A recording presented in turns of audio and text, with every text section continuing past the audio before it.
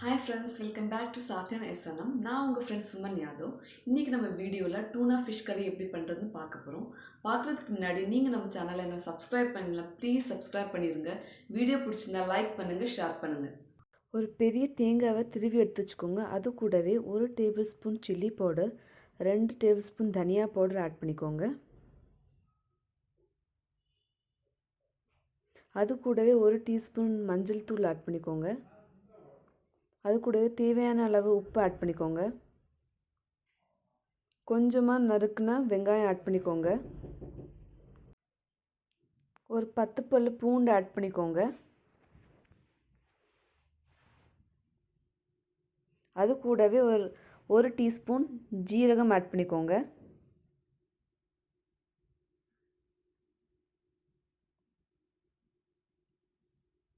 அது கூடவே கொஞ்சமாக மிளகு ஆட் பண்ணிக்கோங்க. ஒரு 10லேருந்து 20 மிளகு ஆட் பண்ணிக்கோங்க.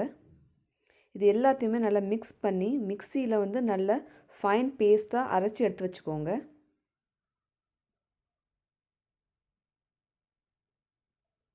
இப்போ ஒரு குக்கர் இல்லைன்னா ஒரு மீன் சட்டி எடுத்து அதில் ஒரு 4 டேபிள் ஸ்பூன் எண்ணெய் விட்டுக்கோங்க. எண்ணெய் காஞ்சதும் அதில் கொஞ்சமாக மஸ்டர்ட் சீட்ஸ் ஆட் பண்ணிக்கோங்க. கடுகு பொரிஞ்சதும் அதில் ஒரு 4 க்ரீன் சில்லி ஆட் பண்ணிக்கோங்க.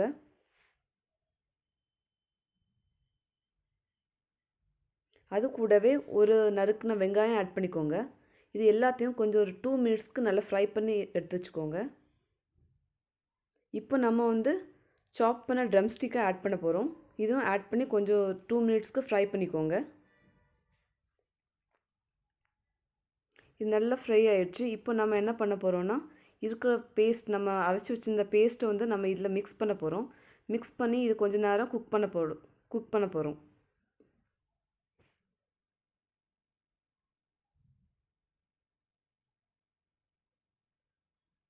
நல்லா மிக்ஸ் பண்ணிடுங்க.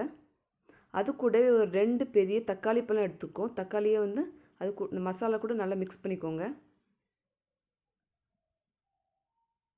நல்லா மிக்ஸ் ஆகிடுச்சு.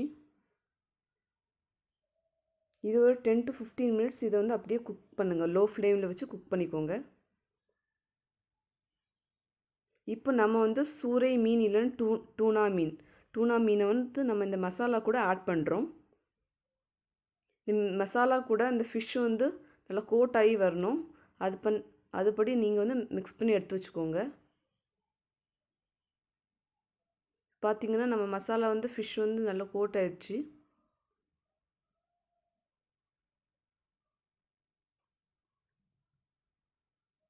இதை ஒரு சிம்மில் ஒரு 10 to 15 மினிட்ஸ் இதை குக் பண்ணி வைங்க. அது கூடவே நம்ம டேம்பரின் வாட்டர் ஆட் பண்ணுறோம். உங்களுக்கு தேவையான அளவு உப்பு ஆட் பண்ணிக்கோங்க. தேவையான அளவு தண்ணி ஆட் பண்ணிக்கோங்க. ஆட் பண்ணிவிட்டு இந்த கறியை ஒரு 10 to 15 மினிட்ஸ் குக் பண்ணி எடுத்துக்கோங்க. இப்போ பார்த்தீங்கன்னா 10 to 15 மினிட்ஸ் ஆகிடுச்சு. இந்த ஆயில் நல்லா செப்பரேட் ஆகி வந்துடுச்சு. இப்போ நம்மளோட ஃபிஷ் கறி ரெடி. தேங்க்யூ ஃபார் வாட்சிங்.